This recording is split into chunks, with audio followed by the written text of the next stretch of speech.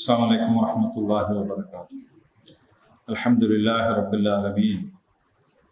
الصلاة والسلام على رسول الأمين وعلى آله وصحبه أجمعين. إن أريد إلا الإصلاح ما استطعت وما توفيقي إلا بالله عليه توكلت وإليه أنيب.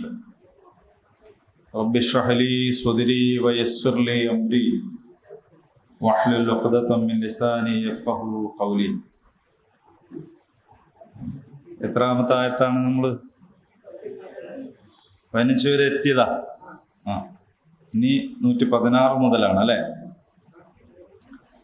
أعوذ بالله من الشيطان الرجيم. إن الذين كفروا لن تغني عنهم أموالهم ولا أولادهم من الله شيئا وأولئك أصحاب النار هم فيها خالدون.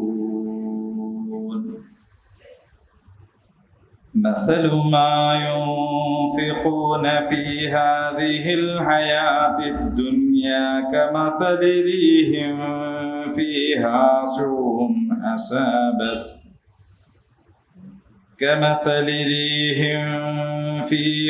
سرٌ أصابت حرث قوم ظلموا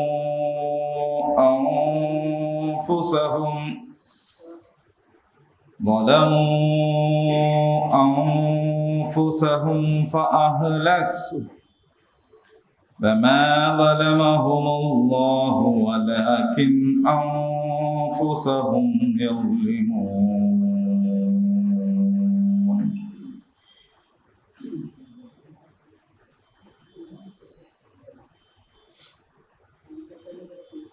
അത് മതി. 116, 117 ആയത്തുകളാണ്.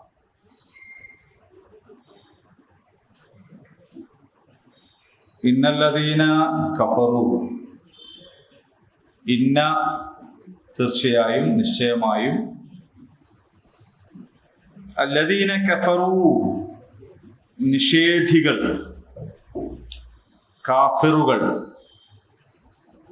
ലൻ തുഗ്നിയ ഉപകാരപ്പെടുകയില്ല, അൻഹും അവർക്ക്, അംവാലുഹും അവരുടെ സമ്പത്ത്.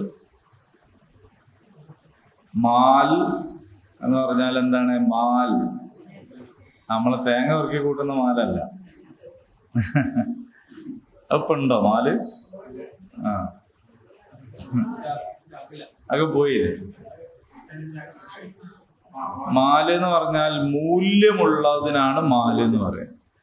എന്ന് പറഞ്ഞാൽ പിന്നെ വേസ്റ്റായി കിടക്കുന്ന സാധനമല്ല, വേസ്റ്റും റീസൈക്കിൾ ചെയ്യാൻ പറ്റിയതാണെങ്കിൽ മൂല്യമുള്ളതാണ് മാൽ. അതിന്റെ ജംആണ്, അതിന്റെ ബഹുവചനമാണ് അംവാൽ. ബൈത്തുൽ മാൽ എന്ന് പറഞ്ഞാൽ ഖജനാവ്, ബൈത്തുൽ മാൽ. അത് പിന്നെ അംവാൽ, അംവാലുഹും അവരുടെ സമ്പത്ത്. വല ഇല്ല ഔലാദുഹും, ഔലാദ് എന്ന് പറഞ്ഞാൽ സന്താനങ്ങൾ, ഔലാദ്.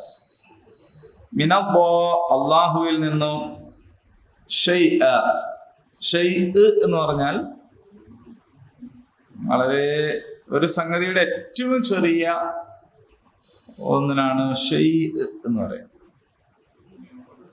ഷെയ്ഖ് എന്നല്ല, ഷെയ്ഖ് എന്ന് പറഞ്ഞാൽ വേറെ അക്ഷരം മാറി. ഷെയ്ഖ് എന്ന് പറഞ്ഞാൽ പണ്ഡിതൻ എന്നർത്ഥമുണ്ട്, വൃദ്ധൻ എന്നർത്ഥമുണ്ട്. മഷായിഖന്മാർ എന്നൊക്കെ പറയണില്ലേ നിങ്ങള്? ഷെയ്ഖ്, മഷായിഖ്.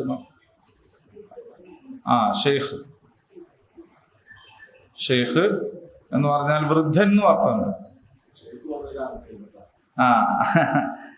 അത് മറ്റേ ഷെയ്ഖാണ്. ഷെയ്ഖ് ആലു ഷെയ്ഖ് എന്നൊക്കെ പറഞ്ഞു. ആലു ഷെയ്ഖ്, ഷെയ്ഖിന്റെ കുടുംബം അല്ലേ? ഗൾഫിലൊക്കെ ഉള്ളവർക്കറിയാം. അഷെയ്ഖ്, ഷെയ്ഖെ എന്ന് വിളിക്കൂ ചില ആൾക്കാർ. പക്ഷെ ഇതല്ല, ഇത് അക്ഷരം വേറെയാണ്. എന്ന അക്ഷരാണ്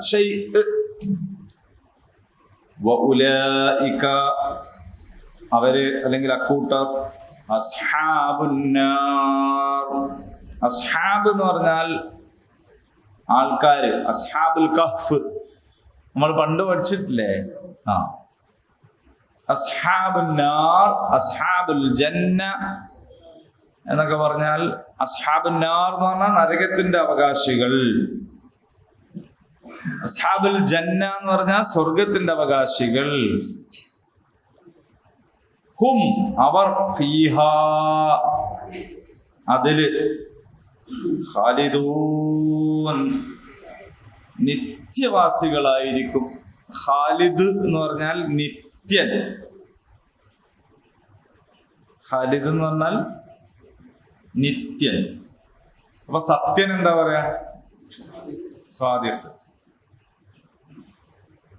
അങ്ങനെ മസൽ ഉദാഹരണം. മസൽ ഉദാഹരണം. മിസാൽ എന്ന് പറയും. മിസാൽ എന്നും പറയും. ഉദാഹരണം നമ്മൾ സാധാരണ പറയുമ്പോൾ ഒരു മിസാൽ പറയും എന്നൊക്കെ പറഞ്ഞാൽ ഒരു ഉദാഹരണം. ഫോർ എക്സാമ്പിൾ എന്നൊക്കെ പറയും. ഉദാഹരണത്തിന് വേണ്ടി പറയുകയാണെങ്കിൽ എന്ന് പറയും. അപ്പോൾ കാര്യങ്ങൾ എളുപ്പത്തിൽ മനസ്സിലാക്കാനാണ് ഉദാഹരണം പറയാൻ. ചിലപ്പോൾ ചില കാര്യത്തിന് ഉദാഹരണം പറഞ്ഞു നോക്കിയാൽ ഉദാഹരണം തെറ്റിപ്പോവും. അപ്പോ കാര്യം മനസ്സിലാവാതെ വരും. അപ്പൊ പിന്നെ പറയേണ്ടി വരും ഉദാഹരണമാണ് തെറ്റിയത്, കാര്യം എന്താണ്, കാര്യം ശരി തന്നെയാന്ന് പറയേണ്ടി. മസല ഉദാഹരണം മായുൻഫിഖൂന അവർ ചെലവഴിക്കുന്നതിന്റെ ഉദാഹരണം ഫീ ഹാദിഹിൽ ഹയാത്തിദ് ദുനിയാ ഈ ഐഹിക ജീവിതത്തിൽ കമസൽ അതൊരു ഉദാഹരണം പോലെയാണ്.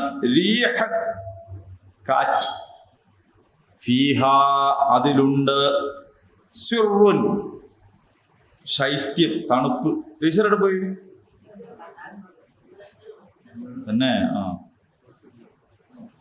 അസ്വാബത്ത് അത് ബാധിച്ചു, അത് ബാധിച്ചു. ഹർഫ്, ഹർഫ് എന്ന കൃഷി. ഖൗം ഒരു ജനതയുടെ, വലമോ അവർ അക്രമം കാണിച്ചു, അംഫുസഹും അവരോട് തന്നെ, ഫഅഹ്ലകത്ഹു അങ്ങനെ അത് അതിനെ, അതായത് ആ കാറ്റ് അതിനെ നശിപ്പിച്ചു.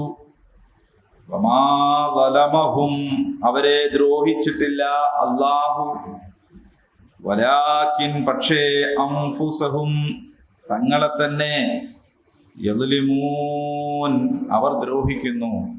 മൊത്തത്തിൽ ഇങ്ങനെ പറഞ്ഞാൽ ഐഹിക ജീവിതത്തിൽ അവർ ചെലവഴിക്കുന്നതിന്റെ ഉപമ കൊടും തണുപ്പുള്ള ഒരു ശീതക്കാറ്റിൻ്റെതാണ്.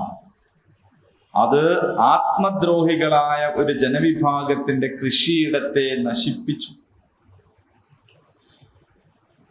അള്ളാഹു അവരോട് ദ്രോഹമൊന്നും ചെയ്തിട്ടില്ല, അവർ തങ്ങളെ തന്നെ ദ്രോഹിക്കുകയായിരുന്നു. ഇനി പറഞ്ഞത് എന്താന്ന് നോക്കാം. അപ്പൊ ഇതിന്റെ വാക്കർത്താണല്ലോ നമ്മളിപ്പോ പറഞ്ഞത്.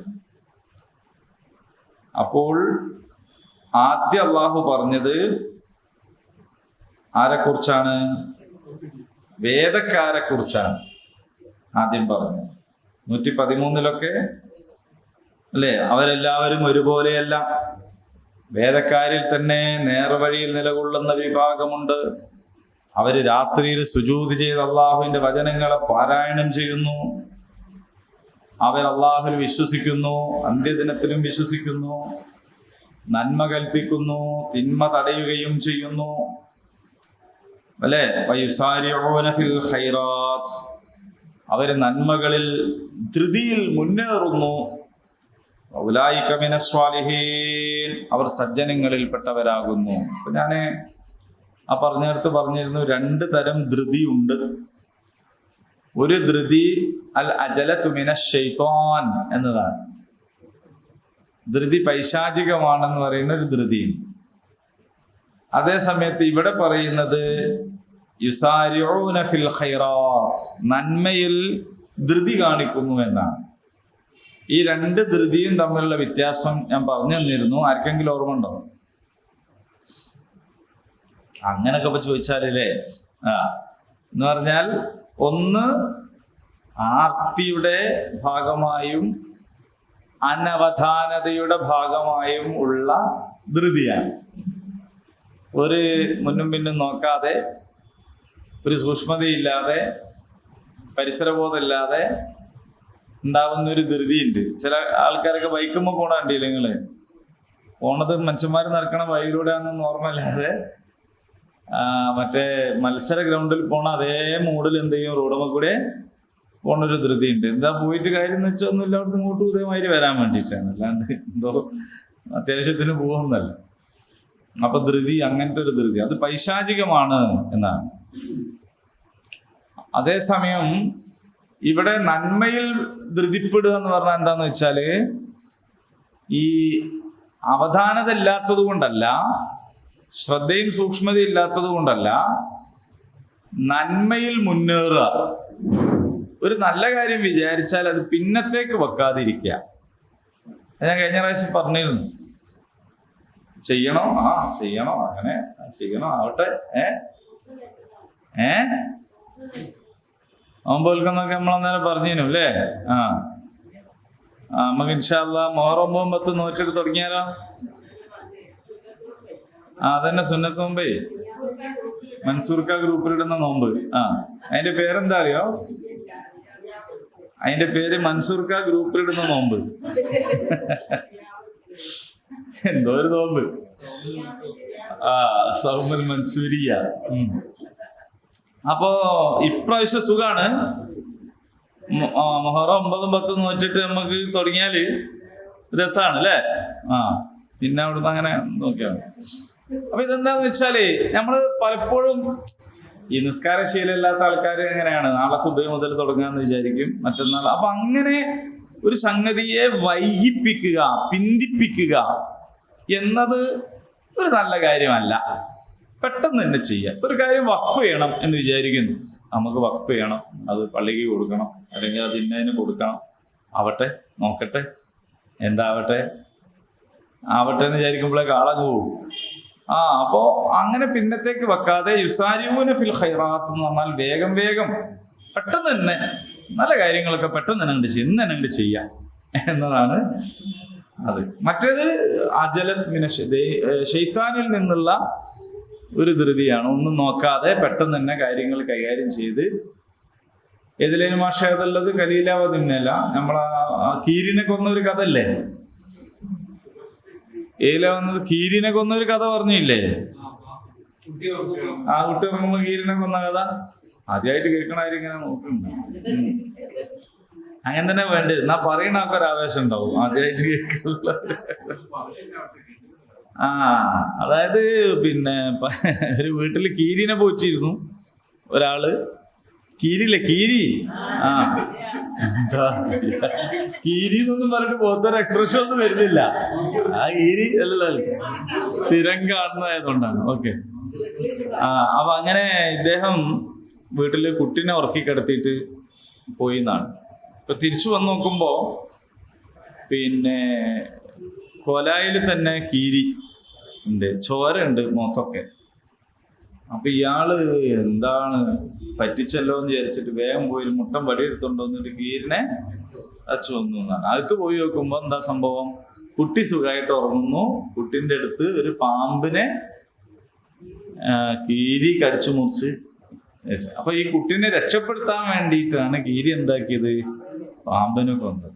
ആ കീരിനെയാണ് കുട്ടിനെ കൊന്നതെന്ന് തെറ്റിദ്ധരിച്ചിട്ട് ഇയാൾ എന്ത് ചെയ്തത്? അടിച്ചു. ഇത് വലിയ സംഭവമാണ്. പുതിയ കാലത്ത് ഭയങ്കര അർത്ഥമുള്ള ഒരു സംഭവമാണ്. നമ്മളുടെ പത്രത്തിൽ വായിക്കുന്ന, ടി വിയിൽ കാണുന്ന പല ന്യൂസുമായിട്ട് ഇതിനെ കൂട്ടിച്ചേർത്ത് വെച്ച് വെക്കരുത്. ഭയങ്കര സംഗതി മനസ്സിലായി.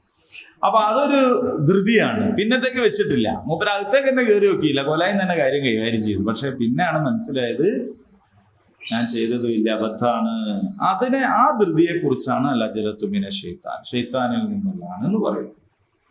ഇത് കീരി പാമ്പിന്റെ വിഷയത്തിലൊന്നല്ല, നമ്മുടെ ജീവിതത്തിൽ സാധാരണ സംഭവിക്കും. അയ്യടാന്നായി പോവും പിന്നെ. പക്ഷെ മറ്റേത് അങ്ങനെയല്ല. നന്മകൾ ഉടനെ ഇന്ന് മുതൽ തന്നെ റവാത്തിബ് സുന്നത്ത് ഇന്ന് തന്നെ തുടങ്ങാം. അങ്ങനെ നാളത്തേക്ക് വെക്കേണ്ട കാര്യമില്ല. ഖുർആൻ ഒരു പേജ് എല്ലാ ദിവസവും ഓതണം, അത് ഇന്ന് തന്നെ തുടങ്ങാം. നാളല്ല, അങ്ങനെ പെട്ടെന്ന് ചെയ്യാം. അതാണ് ഈ പറഞ്ഞ രണ്ടാമത്തെ. അപ്പൊ ഒരു ധൃതി പൈശാചികവും ഒരു ധൃതി ഈമാനികവുമാണ്. ഓക്കെ, അതും പറഞ്ഞതിന്റെ ശേഷമാണ് അവരെന്ത് നന്മ ചെയ്താലും അതിന്റെ ഫലം അവർക്ക് ലഭിക്കാതിരിക്കില്ല. അള്ളാഹു സൂക്ഷ്മത പാലിക്കുന്നവരെ നന്നായി അറിയുന്നു എന്ന് പറഞ്ഞു. എന്നാൽ ഇതൊക്കെ വേദക്കാരിൽ നിന്ന് വിശ്വസിക്കുകയും നല്ലത് ചെയ്യുന്ന ആൾക്കാരെ കുറിച്ചാണെങ്കിൽ, എന്നാൽ ഇന്നല്ലദീന കഫറൂ, അവരിൽ നിഷേധികളായിട്ടുള്ള ആളുകളുണ്ട്. ആ നിഷേധികളായ ആളുകളെ സംബന്ധിച്ചിടത്തോളം അവരുടെ സമ്പത്തോ അവരുടെ സന്താനങ്ങളോ അള്ളാഹുവിന്റെ ശിക്ഷയിൽ നിന്നും അവരെ തീരെ രക്ഷിക്കുകയില്ല. അങ്ങനെ രക്ഷപ്പെടാൻ അവർക്ക് ഉപകാരപ്പെടുകയില്ല. അവർക്ക് ഒരുപാട് സമ്പത്തൊക്കെ ഉണ്ട്, അവർക്ക് സന്താനങ്ങളും ഉണ്ട്. പക്ഷെ ആ സമ്പത്തോ സന്താനങ്ങളോ ഒന്നും എന്തല്ല, അള്ളാഹുവിന്റെ ശിക്ഷയിൽ നിന്ന് രക്ഷപ്പെടാൻ അവർക്ക് ഒരു ഉപകാരവും ചെയ്യുകയില്ല, പ്രയോജനവും ചെയ്യുകയില്ല. പിന്നെയോ ഉലൈക അസ്ഹാബുന്നാർ, അവർ നരകാവകാശികളാണ്. ഹും ഫീഹാ ഖാലിദൂൻ, അവരതിൽ നിത്യവാസികളാണ് എന്നർത്ഥം. ഇത് നമ്മൾ പഠിക്കേണ്ടതായ ഒരു ഭാഗമാണ്. ഇതിനോട് ഉപോത്ബലകമായി ചില ആയത്തുകൾ കൂടി നമുക്ക് പറയാം. അപ്പൊ ഇതിന്റെ ഒരു ശരിയായ ഒരു പിക്ചർ നമുക്ക് കിട്ടും. സൂറ അൽ അൻഫാൽ 28-ാമത്തെ ആയത്ത്. സൂറത്തുൽ അൻഫാൽ 28. വഅലമൂ അന്നമാ അംവാലുകും വഔലാദുകും ഫിത്ന വഅന്നല്ലാഹ ഇൻദഹു അജ്റുൻ അദീം. അറിയുക, നിങ്ങളുടെ സമ്പത്തും സന്താനങ്ങളും പരീക്ഷണോപാധികൾ മാത്രമാണ്, ഫിത്നയാണ്. ഫിത്ന എന്ന് പറഞ്ഞാല് മുസീബത്ത്, ഫിത്നത്ത് എന്നൊക്കെ നമ്മൾ പറയില്ലേ, നാശം എന്നുള്ള അർത്ഥത്തില്. പക്ഷെ ഇവിടെ പരീക്ഷണം എന്ന അർത്ഥത്തിലാണ് ഫിത്ന. അള്ളാഹുവിങ്കലാണ് അതിമഹത്തായ പ്രതിഫലമുള്ളത് എന്നാണ്. അപ്പൊ അൻഫാൽ 28. അപ്പൊ സന്താനങ്ങളും സമ്പത്തും ഉണ്ട്. ഇപ്പോ ഞങ്ങൾക്ക് സന്താനങ്ങളുണ്ടല്ലോ, സമ്പത്തുണ്ടല്ലോ എന്ന് പറഞ്ഞാൽ അള്ളാഹു ഞങ്ങളെ കൂടെയാണല്ലോ എന്ന് വിചാരിക്കുന്നവരാണ് അവര്. നമ്മളാ അൽക്കഫ് പഠിച്ചപ്പോ തോട്ടക്കാരൻ പറഞ്ഞില്ല എന്റെ അടുത്താണ് കുറെ ഉള്ളത്. അപ്പൊ അയാൾ വിചാരിക്കണം എന്താ അറിയോ, ഇതൊക്കെ ഉള്ളത് കൊണ്ട് അയാൾക്കാണ് അള്ളാന്റെ ഒരു അനുഗ്രഹമൊക്കെ അയാൾക്കാണ് ഉള്ളതെന്നാണ് അയാൾ വിചാരിക്കുന്നത്. അതുകൊണ്ടാണ് അയാൾ അങ്ങനെ പറഞ്ഞത്, അന അക്സറു മിൻകമാലം വഅസ്നഫറ. മനസ്സിലായോ? നിങ്ങളൊന്നും ഇല്ലാത്ത ആൾക്കാര്, നിങ്ങൾക്ക് അള്ള ഒന്നും തന്നില്ല, അപ്പൊ എനിക്കിതൊക്കെ ഉണ്ട്, അപ്പൊ അള്ള എനിക്കാണ് തന്നത്. അപ്പൊ അള്ള ആരുടെ ഭാഗത്താണ്? എന്റെ ഭാഗത്താണ്. ഇനിയിപ്പൊ പരലോകമൊന്നുമില്ല, ഇനി അഥവാ ഉണ്ടെങ്കിൽ തന്നെ അവിടെ അള്ള ആരുടെ ഭാഗത്തേക്കും? എന്റെ ഭാഗത്തേക്കും എന്ന ന്യായമാണ് തോട്ടക്കാരൻ പറഞ്ഞത്. അയാൾ അവസാനം നശിച്ചുപോയി. അപ്പൊ സമ്പത്തുണ്ടാവുക, സന്താനങ്ങൾ ഉണ്ടാവുക എന്ന് പറഞ്ഞാൽ അള്ളാഹുവിന്റെ ഒരു അനുഗ്രഹം തന്നെയാണ്. എന്നാൽ അതെന്താണ്? ഇതൊരു പരീക്ഷണമാണ്. ഫിത്ന എന്ന് പറഞ്ഞ പരീക്ഷണം. അപ്പൊ എന്താന്ന് വെച്ചാൽ നിങ്ങൾ എങ്ങനെയാണ് അത് ഉപയോഗിക്കണത് എന്നുള്ളതിനനുസരിച്ചാണ്. കുറച്ചും കൂടി ഹരമുള്ളൊരു വർത്താനം വേറെ പറഞ്ഞുതരാം. സൂറത്തു തഗാബുനിലെ 14-ാമത്തെ ആയത്ത്. യാ അയ്യുഹല്ലദീന ആമനൂ ഇന്ന മിൻ അസ്വാജികും വഔലാദികും അദുവ്വൻ ലക്കും ഫഹ്ദറൂഹും. അല്ലയോ വിശ്വസിച്ചവരെ, ഇന്ന മിൻ അസ്വാജികും, നിങ്ങളുടെ ഇണകളിൽ ഉണ്ട്, വ ഔലാദിക്കും നിങ്ങളുടെ മക്കളിലും ഉണ്ട് അദുവല്ലക്കും നിങ്ങളുടെ ശത്രുക്കൾ. നിങ്ങളുടെ ഇണകളിലും നിങ്ങളുടെ മക്കളിലും ശത്രുക്കളുണ്ട്. ഫഹ്ദറൂഹും അതിനാൽ നിങ്ങൾ അവരെ സൂക്ഷിച്ചുകൊള്ളുക. നല്ല ആയത്താണ്. പക്ഷെ നിങ്ങൾ നല്ല ആയത്താന്ന് പറയുന്നത് ഇണ എന്ന് പറഞ്ഞാൽ ഭാര്യ എന്ന് അർത്ഥം കൊടുത്തിട്ടാണ്. ഭർത്താവ് എന്ന് അർത്ഥം കൊടുത്താലോ അപ്പോഴും നല്ല ആയത്ത് തന്നെയാന്ന് പറയണം. അസ്വാജ് എന്നാണ് പറഞ്ഞിട്ടുള്ളൂ. അപ്പൊ എന്താക്ക ഇണകൾ എന്ന് പറയാം. അപ്പോ പുരുഷന്റെ ഇണയാണ് സ്ത്രീ, സ്ത്രീയുടെ ഇണയാണ് പുരുഷൻ. അദുവല്ലക്കും നിങ്ങളുടെ ശത്രുവാണ്. ഫഹ്ദറൂഹും അതിനാൽ നിങ്ങൾ അവരെ സൂക്ഷിക്കുക. അപ്പൊ എല്ലാവരും എന്നല്ല പറഞ്ഞത്, മിൻ അസ്വാജി നിങ്ങളുടെ ഇണകളിൽ എന്ന് പറഞ്ഞാൽ മുഅ്മിനീങ്ങൾ മൊത്തം വിളിക്കുകയാണ്, ഒരാളെ വിളിക്കല്ല. മൊത്തം മുഅ്മിനീങ്ങളോട് പറയാണ് നിങ്ങളുടെ ഭാര്യമാരിലും മക്കളിലും നിങ്ങൾക്ക് ശത്രുക്കളുണ്ട്. അപ്പൊ അവരെ നിങ്ങൾ സൂക്ഷിക്കണം. അപ്പൊ നോക്കൂ, സമ്പത്തും സന്താനങ്ങളും ഉണ്ട്, അതൊരു പരീക്ഷണാണ് എന്നൊരു സ്ഥലത്ത് പറഞ്ഞു. ഭാര്യമാരിലും മക്കളിലും നിങ്ങൾക്ക് ശത്രുക്കളുണ്ട്, നിങ്ങൾ കരുതണം എന്നും പറഞ്ഞു.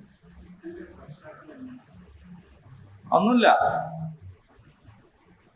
എല്ലാ ഭാര്യമാരെ കുറിച്ചും അല്ല ഈ പറയണത്. അള്ളാഹുവിന്റെ മാർഗത്തിൽ നിന്ന് നമ്മളെ തടയുന്ന എന്തും നമ്മളെ ശത്രുവാണ്. അത്ര മനസ്സിലാക്കിയാണ്. സൂറത്തുൽ ലുഖ്മാനിൽ പിന്നെ ലഹ്വൽ ഹദീസിനെ കുറിച്ച് പറയുന്നത്. അത് വെച്ചിട്ടാണ് ചില ആളുകൾ സംഗീതം ഹറാമാണെന്നൊക്കെ പറയണത്. പക്ഷെ ആ കൂട്ടത്തിൽ അള്ളാഹു പറയുന്നുണ്ട് ലിയുദില്ലു അൻ സബീലി, അള്ളാഹുവിന്റെ മാർഗത്തിൽ നിന്ന് തെറ്റിക്കുന്നത് എന്ന് പറയുന്നു. അപ്പൊ അള്ളാഹുവിന്റെ മാർഗത്തിൽ നിന്ന് തെറ്റിക്കുന്ന സംഗീതം അത് തെറ്റാണ്, ഹറാമാണ്. അള്ളാഹുവിന്റെ മാർഗത്തിൽ നിന്ന് തെറ്റിക്കുന്ന വയലും ഹറാമാണ്. അള്ളാഹിന്റെ മാർഗത്തിൽ നിന്ന് തെറ്റിക്കുന്നത് എന്നതാണ് അതിന്റെ അടിവരയിടേണ്ട കാര്യം. അള്ളാഹുവിന്റെ മാർഗത്തിൽ നിന്ന് തെറ്റിക്കുന്ന മക്കളും ഭാര്യയും ഒക്കെ ശത്രുക്കളാണ്. അള്ളാഹുവിന്റെ മാർഗത്തിൽ നിന്ന് ആരാണോ തെറ്റിക്കുന്നത് അതൊക്കെ ശത്രുപക്ഷത്താണ്. ഇത്രേ ഉള്ളൂ ഇതിന്റെ സംഗതി. അത് ചിലപ്പോ സ്വന്തം തോന്നലാണെങ്കിൽ ആ തോന്നലാണ് ശത്രു. ഒരു പുസ്തകമാണെങ്കിൽ ആ പുസ്തകമാണ് ശത്രു കേട്ടോ. ഒരു എന്തെങ്കിലും ഒരു ഫങ്ഷൻ ആണ്, അപ്പൊ അതാണ് നമ്മളെ ശത്രു. മനസ്സിലായിണ്ടോ? അപ്പൊ നമ്മള് അള്ളാഹുവിന്റെ മാർഗത്തിൽ, അപ്പൊ അത് നിസ്കരിക്കാൻ പോലും മാത്രല്ല എല്ലാ സംഗതിയും. അപ്പൊ അള്ളാഹുവിന്റെ വിധിവിലക്കനുസരിച്ച് ജീവിക്കുന്നതിന് തടസ്സം സൃഷ്ടിക്കുന്ന എന്തെല്ലാം ഉണ്ടോ അതെല്ലാം എന്ന് കണ്ടാ മതി. ലിയുദില്ലു അൻ സബീലി, അതെന്താന്ന് ഓരോരുത്തരാണ് ആലോചിച്ച് നോക്കേണ്ടത്. ആ ആ ആ മാതാപിതാക്കളും സഹോദരങ്ങളൊക്കെ ഇതിൽപ്പെട്ട തന്നെയാണ്. പക്ഷേ മാതാപിതാക്കളോടുള്ളതിനേക്കാൾ ഒരു മനുഷ്യന്റെ അറ്റാച്ച്മെന്റ് ആരോടായിരിക്കും എന്ന് വെച്ചാൽ, ഇപ്പൊ നിങ്ങൾ നോക്ക്, ഖുർആനിൽ എവിടെയും മക്കളെ നോക്ക് എന്ന് പറഞ്ഞില്ല. അത് ജൈവികമായ ഒരു സംഭവമാണ്. മക്കളെ നോക്കൂ, ഉമ്മാനെ നോക്ക്, വാപ്പാനെ നോക്ക് എന്ന് പറയുകയും ചെയ്തിട്ടുണ്ട്. അല്ല, അങ്ങനല്ല, അതൊരു ജന്തുസഹമായ സംഗതിയല്ലല്ലോ. അതാണ് ഞാൻ ജൈവികം എന്ന് പറഞ്ഞത്. ജന്തുസഹമായ ഒരു കാര്യമാണ് മക്കളെ നോക്കുക എന്ന് പറയുന്നത്. അതേ സമയത്ത് ഏതെങ്കിലും ഒരു തള്ളപ്പശു പശുക്കിടാവിന് നോക്കുന്നത് പോലെ ഒരു മൂരിക്കുട്ടൻ തള്ളപ്പശുവിനെ നോക്കണ നമ്മൾ കാണൂല. കാരണം അത് ജന്തുസഹമായ ഒരു സംഗതിയല്ല, മാനവികമായ ഒരു കാര്യമാണ്. അപ്പൊ അതുകൊണ്ട് അത് വേറെ തന്നെ പറയുകയും പഠിപ്പിക്കുകയും വേണം. ഇവിടെ എന്താ സംഭവം എന്ന് വെച്ചാൽ, ഒരാൾ പിഴച്ചു പോകാനുള്ള കാരണം അതിലേറ്റവും പ്രധാനപ്പെട്ടത് സാധാരണയായത് എന്ന നിലക്കാണ് പറയുന്നത്. അപ്പൊ അത് ഭാര്യന്റെയും മക്കളുടെയും കാര്യത്തിൽ അവരെ താല്പര്യങ്ങൾക്കനുസരിച്ച് നിൽക്കുന്നത് കൊണ്ട് ഒക്കെയാണ് എന്തായി പോകുന്നത്, അള്ളാഹുവിന്റെ മാർഗത്തിൽ നിന്ന് തെറ്റിപ്പോകുന്നതെങ്കിൽ അത് നിങ്ങൾ സൂക്ഷിക്കണം.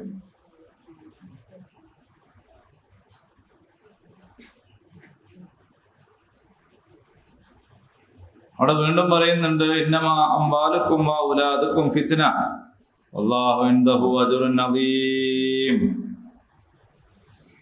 അതേപോലെ വീണ്ടും പറയാണ്, ഫത്തഖുല്ലാഹ മസ്തതഅതും വസ്മഉ വഅതിഉ വഅൻഫിഖു ഖൈറൻ ലിഅൻഫുസികും വമൻ യൂഖ ശുഹ നഫ്സി ഫഉലൈക ഹുമുൽ മുഫ്ലിഹൂൻ. അതിനാൽ നിങ്ങൾ ആവുന്നത്ര അല്ലാഹുവിനോട് തഖ്വ കാണിക്കുക, കേൾക്കുകയും അനുസരിക്കുകയും ചെയ്യുക, ധനം ചെലവ് ചെയ്യുക, അത് നിങ്ങൾക്ക് തന്നെ ഗുണകരമായിരിക്കും. മനസ്സിന്റെ പിശുക്കിൽ നിന്ന് വിടുതി നേടുന്നവരാരോ അവരാകുന്നു വിജയികൾ. അപ്പൊ ചിലപ്പോ മനസ്സ് തന്നെ ആയിരിക്കും, സ്വന്തം മനസ്സും ചിന്തകളും താല്പര്യങ്ങളും തന്നെ ആയിരിക്കും നമ്മുടെ ശത്രുപക്ഷത്ത് ഉണ്ടാവുക എന്നാണ്. ഓക്കെ,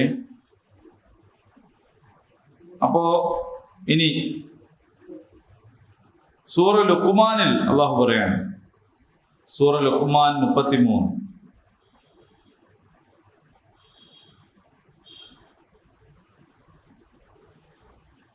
ലുഖ്മാൻ 33.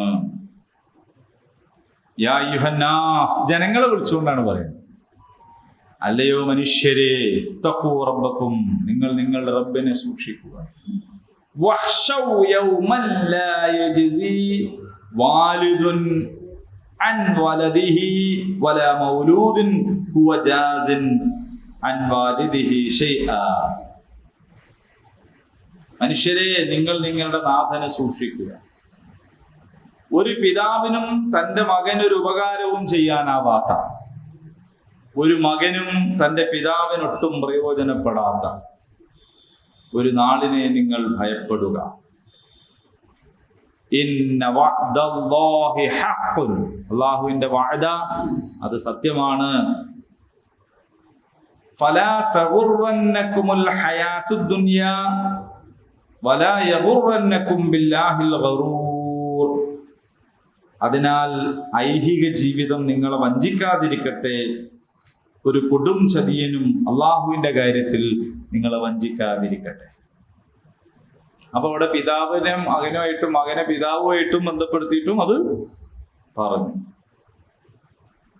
അപ്പൊ ബാപ്പാണെന്ന് വിചാരിച്ചിട്ട് എന്തെങ്കിലും ചെയ്തു കൊടുക്കാൻ കഴിയില്ല, മോനാണെന്ന് വിചാരിച്ച് തിരിച്ചും ചെയ്തു കൊടുക്കാൻ പറ്റാത്ത ഒരു ദിവസം വരാനാണ്. ആ ദിവസത്തെ നിങ്ങൾ പേടിച്ചോളി എന്ന് അല്ലാഹു തആല പറയാണ്. അപ്പൊ സമ്പത്തും സന്താനങ്ങളിലും മതിമറന്നു പോവുക,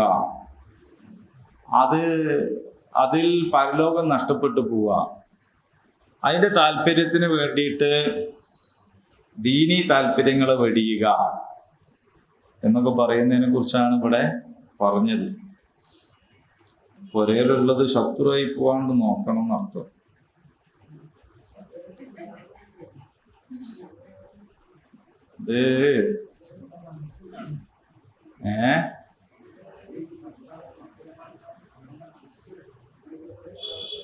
മനസ്സിന്റെ മാത്രല്ല മത്സരന്റെ പ്രശ്നം എന്താ അറിയോ?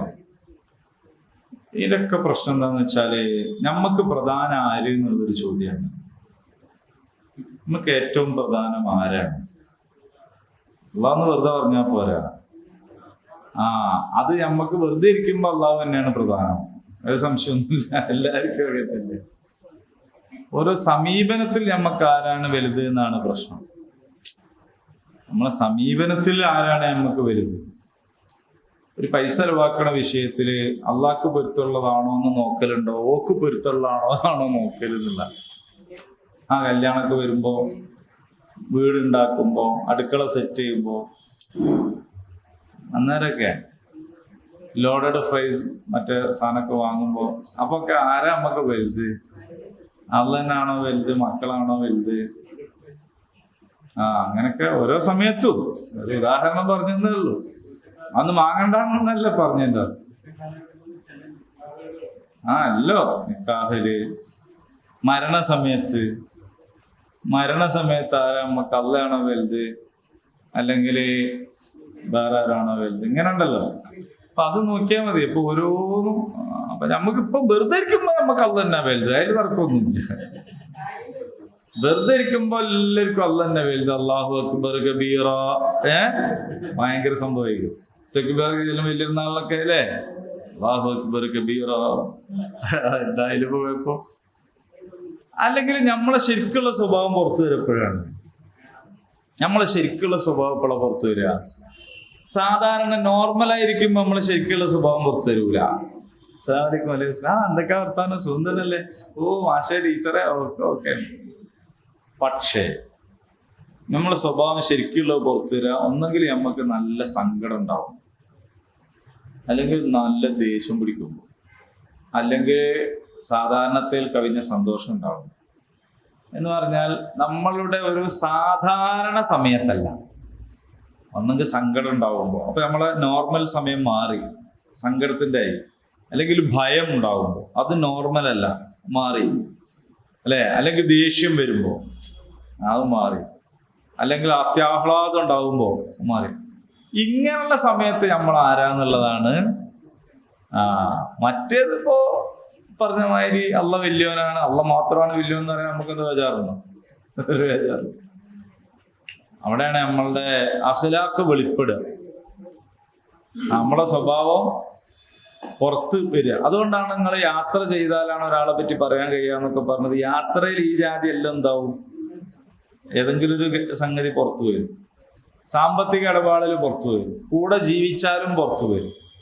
അപ്പോഴാണ് അപ്പൊ അതുകൊണ്ട് ആ സമയത്തൊക്കെ ഇത് ചെറിയൊരു വളരെ ഈസി ആയിട്ടുള്ളൊരു സംഗതി അല്ല കേട്ടോ. ഇതാണ് നമ്മളെ ജീവിതത്തിന്റെ പരീക്ഷണം എന്ന് പറയുന്നത്. അവിടെ നമ്മൾ വിജയിക്കണം. അതുകൊണ്ടാണ് നിങ്ങൾ ആരാണ് എന്നുള്ളത് നാട്ടുകാർ പറഞ്ഞാൽ പോരാ, ഓള് പറയണം എന്ന് റസൂല് പഠിപ്പിച്ചു. നിങ്ങൾ ആരാണ് എന്നുള്ളത് നിങ്ങളെ ഭാര്യ പറയണം. എന്ന് പറഞ്ഞാൽ മുഹമ്മദ് അലി നല്ല ആളാണെന്ന് മുഹമ്മദിന്റെ ഭാര്യ പറയണതാണ്. പക്ഷേ ഭാര്യ നല്ലതാവണം, അങ്ങനെയുണ്ടൊരു സംഗതി. മോശപ്പെട്ട ഒരു ഭാര്യയാണെങ്കിൽ നല്ല ഭർത്താവിനെ കുറിച്ച് നല്ലത് പറയില്ല. നല്ല ഭാര്യ നല്ല ഭർത്താവിനെ കുറിച്ച് നല്ലത് പറഞ്ഞാലാണ് നല്ലതാവുക. തിരിച്ചു ഒരു പെണ്ണിന് കിട്ടാവുന്ന സർട്ടിഫിക്കറ്റ് എന്താന്ന് വെച്ചാൽ ഭർത്താവിൽ നിന്നാണ് സർട്ടിഫിക്കറ്റ്. ഈ സർട്ടിഫിക്കറ്റ് കാണിച്ചാലാണ് ആടെ കഴിച്ചിലാവുള്ളൂ. ഇങ്ങനെ വരച്ച വരയിൽ നിർത്തിയാലൊക്കെ ഇപ്പൊ കിട്ടുമല്ല, ഇവിടെ നിന്ന് കിട്ടും. അവിടെ ചെന്നാലുള്ള കഥ വരച്ച വരയിൽ നിർത്തുന്ന ആൾക്കാരൊക്കെ ഉണ്ട്. കുറച്ചൊരു സമാധാനം ഖുർആൻ ക്ലാസ്സിന് വരുമ്പോഴാണ്. ആ സമയത്ത് 1 മണിക്കൂർ സമയം നിങ്ങളെ വെച്ചല്ല കേട്ടോ. ഒന്നും പറയില്ലല്ലോ, ഇല്ല. ഇനി അടുത്ത ആയത്തിന്റെ ഒരു മറിയുണ്ട്, അത് പറയാം. അതെന്താന്ന് വെച്ചാല് നമ്മൾ സാധാരണ ചോദിക്കണ ഒരു ചോദ്യ ഉത്തരവാണ്. ഇവിടെ തന്നെ എത്രയോ പ്രാവശ്യം നമ്മൾ അതിനെക്കുറിച്ച് ചർച്ച ചെയ്തിട്ടുണ്ട്. എത്രാമത്തെ ആയത്തെ നമ്മളിപ്പോൾ എടുത്ത് 116 ആയത്ത്. അത് നോക്കി നോക്ക് എന്തായാലും പറയണത്. ഇന്നല്ലദീന കഫറൂ ലൻ തുഗ്നി അൻഹും അംവാലുഹും വലാ ഔലാദുഹും മിനല്ലാഹി ശൈആ ഉലൈക അസ്ഹാബുൻ നാരി ഹും ഫീഹാ ഖാലിദൂൻ. അത് കഴിഞ്ഞു. ഇനി 17. مثل ما ينفقون في هذه الحياة الدنيا كمثل ريح فيها سر أصابت حرث قوم ظلموا أنفسهم فأهلكت فما ظلمهم الله ولكن أنفسهم يظلمون. നിഷേധികളായ ആളുകൾ ചെലവഴിക്കുന്നതിന്റെ ഉപമ.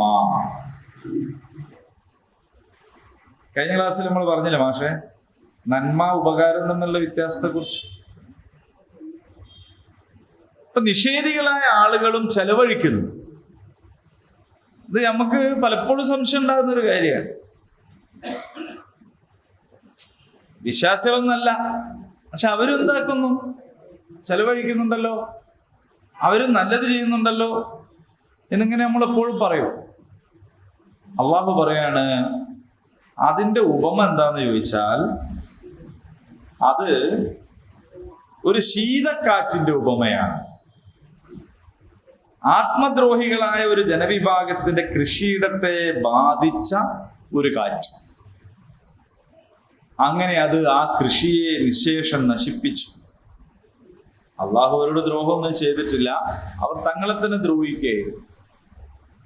എന്ന് പറഞ്ഞാൽ അവർ നിലം ഒരുക്കി, ഉഴുതുമറിച്ചു, കൃഷിയോഗ്യമാക്കി, വിത്തെറിഞ്ഞു, അതിനെ വളർത്തി സംരക്ഷിച്ചു ഒക്കെ ചെയ്തു. അവസാനം ഒരു കാറ്റടിച്ചു, എങ്ങനെ ഉണ്ടാവും? അതായത് എന്താ പറയാ, ഒരു സുഖകരമല്ലാത്ത ഒരു സംഗതി. അങ്ങനെ ഒന്നായിട്ട് അടിച്ച് തകർന്നു പോയാൽ എങ്ങനെ ഉണ്ടാവും? തൂഫാൻ. അപ്പോ അതുപോലെയാണ് എന്നാണ് പറയുന്നത്. കാരണം എന്താന്ന് വെച്ചാൽ അടിസ്ഥാനം ഇല്ലാതെയാണ് അവർ ചെയ്തത്. ഇത് സൂറത്തുൽ ഇസ്രായിൽ അള്ളാഹു പറയുന്നത്. ഇപ്പൊ ഖുർആന് ഒരു ഭാഗത്തെ വേറൊരു ഭാഗം കൊണ്ട് വിശദീകരിക്കുന്നതാണല്ലോ. സൂറ ഇസ്രായിൽ നമ്മൾ പഠിച്ച സൂറത്താണ് കേട്ടോ. മൻ കാന യുരീദുൽ ആജിലത അജ്ജൽനാ ലഹു ഫീഹാ മാ നശാ. സൂറ ഇസ്രാ 18, സൂറത്തുൽ ഇസ്രാ 18, 17-ാം അധ്യായത്തിലെ 18-ാമത്തെ ആയത്ത്. 17, 18. മൻ കാന യുരീദുൽ ആജിലത അജ്ജൽനാ ലഹു ഫീഹാ മാ നശാ ലിമൻ നുരീദു സുമ്മ ജഅൽനാ ലഹു ജഹന്നമ യസ്ലാഹാ മദ്മൂമൻ മദ്ഹൂറാ. ആരെങ്കിലും പെട്ടെന്ന് കിട്ടുന്ന നേട്ടങ്ങളാണ് കൊതിക്കുന്നതെങ്കിൽ, എന്ന് പറഞ്ഞാൽ ഇഹലോകത്ത് തന്നെ കിട്ടുന്ന നേട്ടങ്ങളാണ് ആരെങ്കിലും കൊതിക്കുന്നതെങ്കിൽ നാം അയാൾക്ക് അത് ഉടനെ തന്നെ കൊടുക്കൂ. അള്ളാഹ് പറയാണ്, ഞാൻ അയാൾക്കത് ഞാൻ കൊടുത്തേക്കൂ. എന്ന് പറഞ്ഞാൽ അയാൾ അള്ളാഹുവിൽ നിന്ന് കിട്ടാൻ വേണ്ടിയിട്ടൊന്നല്ല കൊടുക്കുന്നത്, പരലോകത്തേക്ക് വേണ്ടിയിട്ടും അല്ല കൊടുക്കുന്നത്. അതെന്തോ ആയിക്കോട്ടെ, അതൊക്കെ എന്നോ വരാനുള്ള എന്തോ സംഭവമാണ്, എനിക്ക് അതിലൊന്നും വലിയ കാര്യമില്ല. പിന്നെന്താ ഉള്ളത്? ഇവിടെ നിന്ന് തന്നെ കിട്ടുക. എന്താ ഇവിടെ നിന്ന് തന്നെ കിട്ടുക എന്ന് പറഞ്ഞാല് ഒരു മനസ്സുഖം ഉണ്ടാവുക. ഒരാൾക്കൊരു വീടുണ്ടായി കൊടുത്തു, ഒരു ആത്മസംതൃപ്തിയാണ്. ഒരാളുടെ ഒരു കുട്ടിന്റെ പഠിക്കാനുള്ള ഫീസ് അടച്ചു കൊടുത്തു, പഠിക്കട്ടെ, അത് കാണുമ്പോൾ നമുക്കൊരു സുഖമാണ്. ഈ ആത്മസുഖത്തിന് വേണ്ടി, സംതൃപ്തിക്ക് വേണ്ടി, നന്ദി പ്രകടനത്തിന് വേണ്ടി, തിരിച്ചെന്തെങ്കിലും കിട്ടാൻ വേണ്ടി ഒക്കെ ചെയ്യുന്ന കാര്യങ്ങൾ അള്ളാഹു പറയാണ്, അജ്ജൽനാ ലഹു, നാം ധൃതിയിൽ തന്നെ അവനത് കൊടുത്തേക്കും. നാം ഉദ്ദേശിക്കുന്നത് കൊടുക്കും. സുമ്മ ജഅൽനാ ലഹു ജഹന്നമ യസ്ലാഹാ മദ്മൂമൻ മദ്ഹൂറാ. പിന്നെ നാം അവന് നൽകുക നരകമാണ്. നിന്ദ്യനും ദിവ്യകാരുണ്യം നിഷേധിക്കപ്പെട്ടവനുമായി അവൻ അവിടെ കത്തിയേരിയും. അപ്പൊ നിങ്ങൾ എന്തേ നല്ല ചെയ്തിട്ട് എന്ന് ചോദിക്കരുത്. കാരണം നല്ലതും ചെയ്ത എന്തിനാണ്? മനസ്സിലായില്ല? നല്ലതും ചെയ്ത എന്തിനാണ്? ഇവിടുത്തേനാണ്. അത് കിട്ടിയേ, അത് കിട്ടി. പിന്നെ മറ്റോടത്ത് കിട്ടുമോ? ഇപ്പൊ നമ്മളൊരു പണിയെടുക്കണത് ഒരു സ്ഥലത്തു നിന്ന് കൂലിയിട്ടാനാണ്, അത് കിട്ടിക്കഴിഞ്ഞു. പിന്നെ കുറച്ച് കഴിഞ്ഞാൽ പിന്നെയും കിട്ടണമെന്ന് പറഞ്ഞാൽ കിട്ടുമോ? അത് കിട്ടും. അപ്പൊ സ്വഹാബിക്ക് സംശയായി. അദ്ദേഹം ചോദിച്ചു, നല്ല റസൂലേ, ഇവിടുന്ന് കിട്ടാനെന്നല്ല ചെയ്യുന്നത് പരലോകത്തും കിട്ടാന്ന് തന്നെ. പക്ഷെ ഇവിടുന്ന് ആളുകൾ പുകഴ്ത്തിയാലോ? നമ്മൾ ആഗ്രഹിക്കുന്നില്ല, പക്ഷെ ആളുകൾ പുകഴ്ത്തി. അപ്പൊ ബേജാറായി. എന്താ ചെയ്യാ? റസൂൽ പറഞ്ഞു, അത് ബേജാറാകണ്ട, അത് വിശ്വാസികൾക്ക് വേഗം കിട്ടുന്ന പ്രതിഫലമാണ്. എന്ന് പറഞ്ഞാൽ പരലോകത്തുനിന്നും കിട്ടും, അതിന്റെ മുമ്പായിട്ട് എന്നുണ്ടല്ലോ ഒരു കാത്തിരിക്കുമ്പോൾ കിട്ടുന്ന ഒരു സംഗതിയാണ്, വേറെ വരാനുണ്ട്. അപ്പൊ ഉദ്ദേശം എന്തായിരിക്കണം? അവിടുന്ന് കിട്ടാൻ വേണ്ടി ആണെങ്കിൽ ഇവിടുന്ന് കിട്ടുന്നത് എന്തിനാണ്? നല്ലതാണ്. ഇവിടുന്ന് കിട്ടാൻ വേണ്ടിയാ ചെയ്തെങ്കിൽ ഇവിടുന്ന് കിട്ടുന്നത് എന്താണ്? അതന്നെ ഉണ്ടാവുള്ളൂ എന്നർത്ഥം. ഇതവിടെ പറഞ്ഞു. പിന്നെ അള്ളാഹു പറയാണ് സൂറ അൽ ഫുർഖാൻ 23, സൂറത്തുൽ ഫുർഖാൻ 23, സൂറത്തുൽ ഫുർഖാൻ. നമ്മുടെ ഖുർആൻ ആയത്ത് ഒരു ആയത്ത് മാത്രം അല്ല, അത് വെച്ചിട്ട് മറ്റതും കൂടി പഠിക്കണം, എന്നാലും അതിന്റെ മൊത്തം ഒരു പിക്ചർ കിട്ടുക.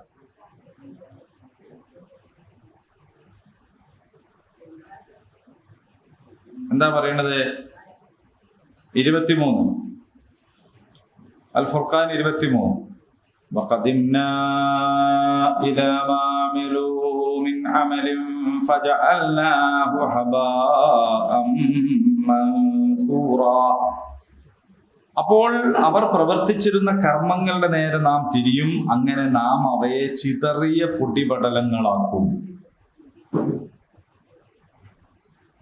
അവര് പ്രവർത്തിച്ചിട്ടുണ്ട്, പക്ഷെ ആ പ്രവർത്തിച്ചത് എന്തായിപ്പോന്ന് വെച്ചാൽ ചിതറിയ പൊടിപടലങ്ങളുടെ പ്രത്യേകത അതിനെ വാരി കൂട്ടാനൊന്നും ഉണ്ടാവൂല, അതിങ്ങനെ അങ്ങനെ അങ്ങനെ അങ്ങ് പോയി പോവും. അങ്ങനെയാണ്.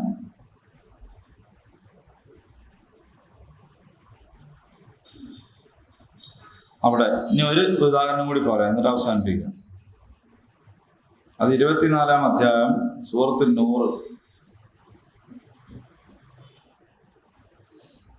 സൂറത്തുൽ നൂർ 39-ാം ആയത്ത്.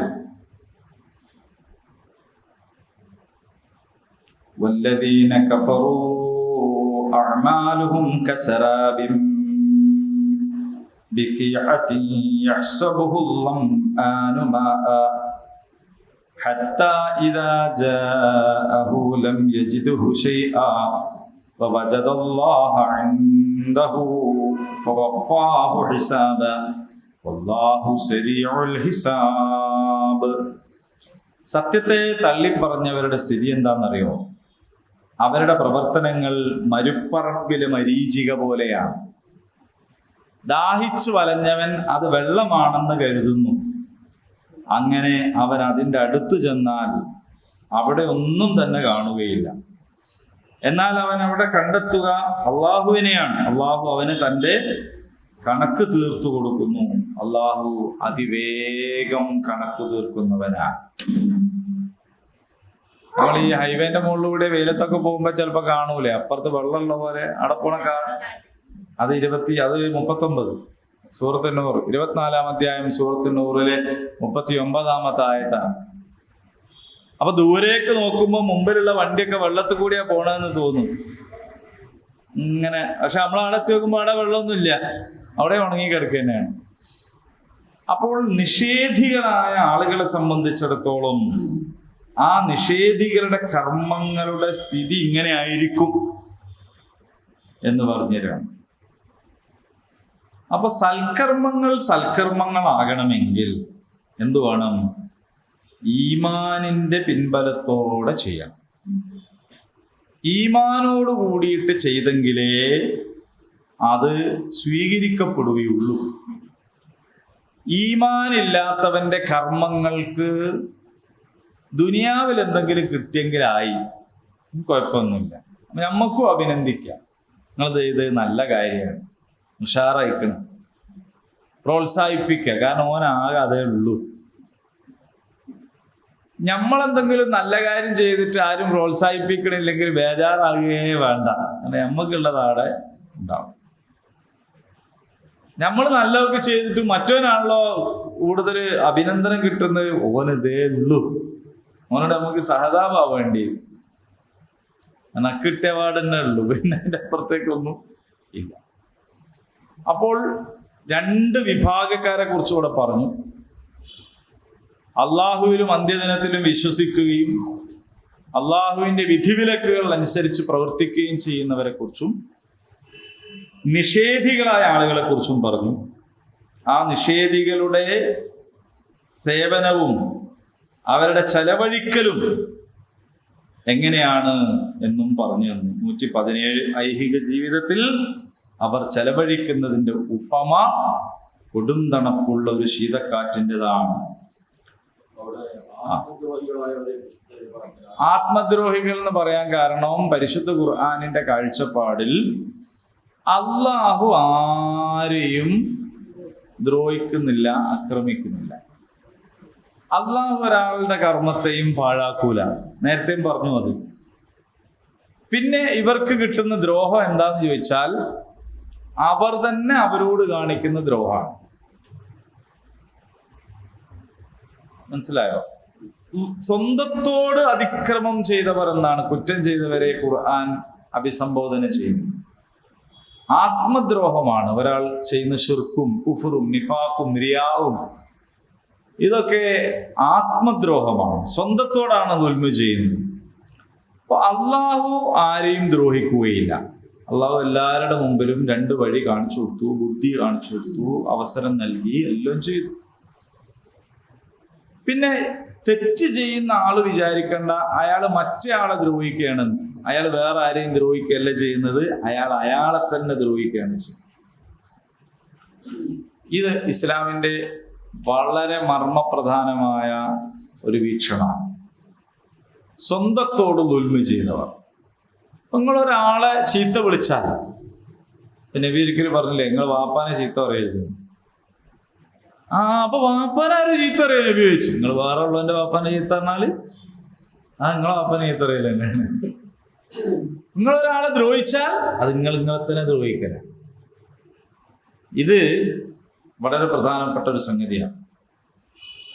അപ്പൊ ആത്മദ്രോഹികളായ ആളുകൾ, കാരണം അവരെ പടച്ച സൃഷ്ടാവിനെയാണ് തള്ളിപ്പറയുന്നത്.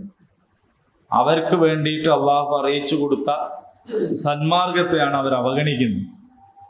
അവരിലേക്ക് വന്ന നബിയെയാണ് അവർ നിഷേധിക്കുന്നത്. അവരുടെ സ്വാർത്ഥ താല്പര്യങ്ങൾക്കും മോഹങ്ങൾക്കും വേണ്ടിയാണ് അവർ സത്യത്തെ മറച്ചു വെക്കുന്നത്. അത് എന്താണ്? ആത്മദ്രോഹമാണ്, സ്വന്തത്തെ ദ്രോഹിക്കൽ.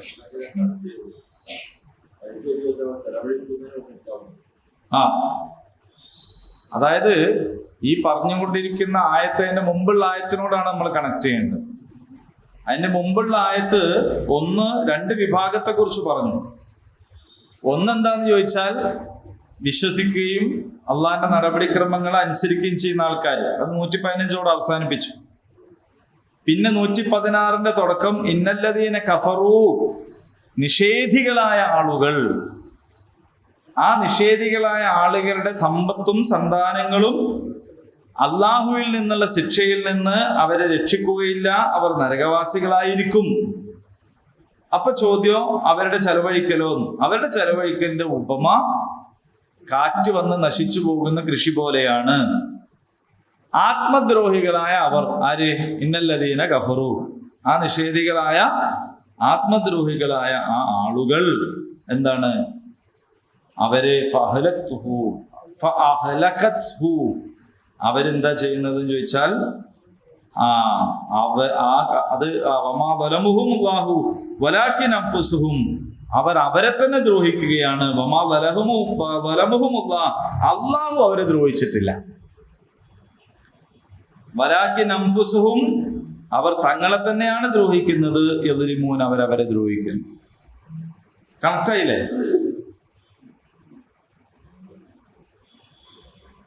ഈ ഒറ്റ വാക്കർത്ഥങ്ങൾ വായിച്ചു നോക്കൂ, അപ്പൊ കുറച്ചുകൂടി ക്ലിയർ ആവും.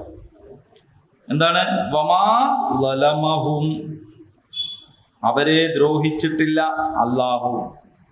വലാകിൻ, പക്ഷേ അംഫുസഹും, തങ്ങളെ തന്നെയാണ് യദ്ലിമൂൻ, അവർ ദ്രോഹിക്കുന്നത്. അപ്പൊ ഈ കൃഷി നശിച്ചു പോകുന്നത്, അവരുടെ ചെലവഴിക്കൽ അള്ളാഹു സ്വീകരിക്കാത്തത്, അവര് നരകത്തിൽ ചെന്ന് പതിക്കുന്നത് ഒന്നും അള്ളാഹു അവരെ ദ്രോഹിക്കുന്നത് കൊണ്ടല്ല, അവർ സ്വന്തത്തെ തന്നെ ദ്രോഹിക്കുന്നത് കൊണ്ടാണ്.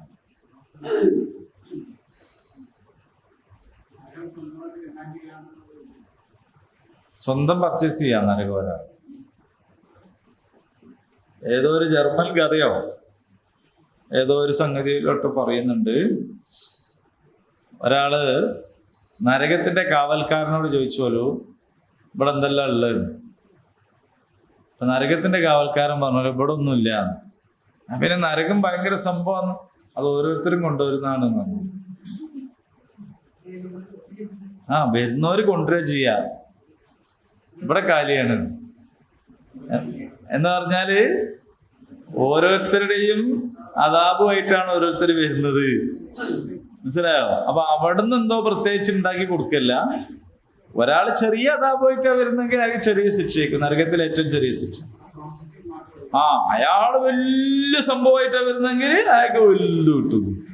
സ്വർഗം അങ്ങനെ തന്നെയാണ്, സ്വർഗം അങ്ങനെ തന്നെയാണ്. ഓരോരുത്തരും അപ്പൊ അവനവന്റെ നമുക്ക് നാമേ പണിപതുനാകും നരകവും അതുപോലെ എന്നാണ്. നമ്മളാണ് നമ്മുടെ സ്വർഗവും നരകവും ഒക്കെ തീരുമാനിക്കണല്ല, ഉണ്ടാക്കുന്നത്, തീരുമാനിക്കല്. അപ്പോ നമ്മളെ സ്വർഗത്തില് നമുക്ക് എത്രത്തോളം വേണം എന്നത് ഇപ്പൊ നമുക്ക് എന്ത് ചെയ്യാം, നമുക്ക് ഉണ്ടാക്കാം. അതിന് തുറന്ന് വിശാലമാക്കിയിട്ടിരിക്കുകയാണ് ലോകം. ഓരോ പ്രതിസന്ധികളും നമുക്കുള്ള സാധ്യതകളാണ്, ഓരോ പ്രതിസന്ധികളും. മുക്മിനീങ്ങൾ അജബല്ലെ അംറിൽ മുക്മിൻ, മുക്മിനീങ്ങളുടെ കാര്യം അത്ഭുതമാണ്. അവരുടെ കാലിൽ ഒരു മുള്ളു തറച്ചാൽ അത് അവർക്ക് എന്താവും? പുണ്യം കിട്ടും. കാരണം അവനതിന് സുബറുണ്ടാവും, അള്ളാഹിനോട് ദുആ ചെയ്യും. അപ്പൊ അതിനൊരു ഗുണമാണ്. ഒരു സന്തോഷം ഉണ്ടായി, മതിമറന്ന് പരിധി വിടൊന്നും ചെയ്യൂല, ഞമ്മക്കൊന്ന് ആഘോഷിക്കണ്ടേന്ന് വെച്ചിട്ട് പൊട്ടിക്കൂല. അപ്പൊ ഓനെന്താണ്, അവിടെയും അവന് സ്വർഗം. അപ്പൊ എന്ത് ചെയ്താലും പുണ്യം കിട്ടുന്ന, ഫലം കിട്ടുന്ന ഒരു സാഹചര്യമാണ് മുഅ്മിനിന്. മുഅ്മിൻ അല്ലാത്ത ഒരാള് സന്തോഷം വന്നാലും പഞ്ചായത്തിന്റെ പാലത്തിന്റെ അടുത്ത് പോയി വാങ്ങും, സങ്കടം വന്നാലും പാലത്തിന്റെ അടുത്ത് പോയി വാങ്ങും. എപ്പോ നോക്കിയാലും ആടെ തിരക്കന്നെ. കാരണം എന്താ വെച്ചാ കുറെ ദുഃഖിക്കുന്ന ആൾക്കാരായിരിക്കും, കുറെ സന്തോഷിക്കുന്ന ആൾക്കാരായിരിക്കും. പിന്നെ സന്തോഷമൊന്നും ഇല്ലല്ലോ എന്ന് വിചാരിക്കണവരും ഉണ്ടാവും, ദുഃഖമൊന്നും ഇല്ലല്ലോ എന്ന് വിചാരിക്കണവരും ഉണ്ടാവും. ഇങ്ങനെ എപ്പോ നോക്കിയാലും അവിടെ തിരക്കാണ്. കണ്ടില്ലെങ്കിൽ അവിടെ പോകാൻ കഴിയാത്ത തിരക്കാണ്.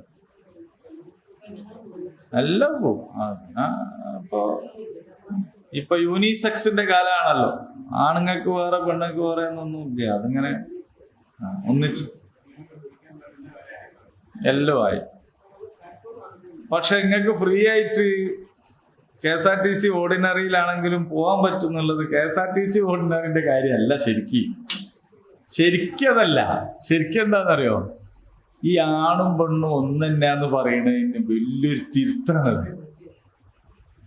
ആണും പെണ്ണും ഒന്നല്ല, ആണ് വേറെയും പെണ്ണ് വേറെയും തന്നെയാണ്. അതൊരു വിവേചനത്തിന്റെ പ്രശ്നമൊന്നുമല്ല. ആണ് വേറെയാണ്, പെണ്ണ് വേറെ. ഇത് അംഗീകരിക്കാതെ ആധുനിക ലോകത്തിന് ഒരടി മുന്നോട്ട് പോകാൻ കഴിയില്ല എന്നതിൻ്റെ ഒരു അരനൂറ്റാണ്ട് കാലത്തേക്കുള്ള തെളിവായിട്ട് KSRTCയിലെ പെണ്ണുങ്ങൾക്കുള്ള ഫ്രീ തന്നെ മതി. ശരിയല്ലേ? അത് പെണ്ണ് ഗർഭിണി ആയതുകൊണ്ടല്ല, വികലാംഗ ആയതുകൊണ്ടല്ല, പിന്നെ പ്രായം കൂടിയത് കൊണ്ടല്ല, പൈസ ഇല്ലാത്തതുകൊണ്ടല്ല. എന്താണ് ഫ്രീ?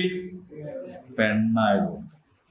അപ്പൊ പെണ്ണായാൽ തന്നെ ഫ്രീക്ക് അർഹതയാണ് എന്ന് പറഞ്ഞ അതിന്റെ അർത്ഥം ആണ് വേറെയും പെണ്ണ് വേറെയും തന്നെ. യൂസുഫ് അവന്റെ ഉമ്മനോട് പറഞ്ഞ്, നിങ്ങൾക്കേ ഫ്രീ ഉള്ളു കേട്ടോ, എനിക്ക് ടിക്കറ്റ് എടുക്കണം പറഞ്ഞതാ. നിങ്ങൾക്കാണ് ഫ്രീ ഉള്ളു, എനിക്ക് ടിക്കറ്റ് എടുക്കണം. ഓക്കെ അല്ല, അവൻ പറഞ്ഞത് അവൻ ആണാണെന്നുള്ളത്. കുട്ടി എന്നുള്ളത് പിന്നീട് വരുന്ന വർഗീകരണം. ജെൻഡറാണ്. ജെൻഡർ വളരെ ഒരു സംഗതി. ആയിക്കോട്ടെ, ഇൻഷാ അല്ലാഹ്. അപ്പൊ അടുത്ത ആയത്ത് വളരെ മനോഹരമായ വേറൊരു ആയത്താണ്. അത് അങ്ങനെ തന്നെ ഒരു വിഷയമായിട്ട് നമുക്ക് പഠിക്കാൻ പറ്റും. നിങ്ങളിതൊന്ന് വായിച്ചു വരും അടുത്ത ആഴ്ച നമ്മളേക്ക്. ഇപ്പൊ അടുത്ത ആയത്ത് ഒന്ന് വായിച്ചു വരും. ഏതിലാ വായിക്കുക? നിങ്ങളെ കയ്യിലുള്ള ഏതോ ഒരു തഫ്സീർ. ഈ ഖുർആനിൽ ഓതി വന്നാ പോരാ, ഏതെങ്കിലും അമാനി മൗലവിന്റെ പരിഭാഷയോ തഫീമുൽ ഖുർആനോ ഖുർആന്റെ തണലിലോ ഖുർആൻ ബോധനോ ഏതാണോ അങ്ങനെ കിട്ടണത്. ഇനി നെറ്റിലാണെങ്കിലും അല്ലെങ്കിൽ ചാറ്റ് GPT അടിച്ചു കൊടുക്കുക. സൂറ ആൽ ഇംറാൻ 118 വ്യത്യസ്ത തഫ്സീറുകളിലുള്ള വിശദീകരണം തരൂ എന്ന് പറഞ്ഞാൽ മതി. മലയാളത്തിൽ പറഞ്ഞാൽ മതി. അപ്പോൾ തരുന്ന മൊത്തം വിശ്വസിക്കാൻ മതി, വായിക്കണേന് കുഴപ്പമില്ല. ചാറ്റ് GPT പ്രശ്നം എന്താ അറിയാം, ചിലപ്പോൾ ഹദീസൊക്കെ മൂപ്പരനെ ഉണ്ടാക്കി തരും. നമുക്ക് ആവശ്യമുള്ള ഒരു ഇത് പറഞ്ഞിട്ടാ മൂപ്പർ ഹദീസിന്റെ അത് ഗീതാവിലുള്ള ആളോ നോക്കിയിട്ട് കാര്യം. ഒന്ന് വായിച്ചു വരും കേട്ടോ ഇൻഷാ അല്ലാഹ്. അപ്പൊ അടുത്ത ആഴ്ച അത് വെച്ചിട്ട് നമുക്ക് പഠിക്കാം ഇൻഷാ അല്ലാഹ്. അള്ളാഹു തൗഫീഖ് ചെയ്യുമാണ്. اللهم ربنا آتنا في الدنيا حسنة وفي الآخرة حسنة وقنا عذاب النار. آمين. الحمد لله رب العالمين. السلام عليكم ورحمة الله وبركاته.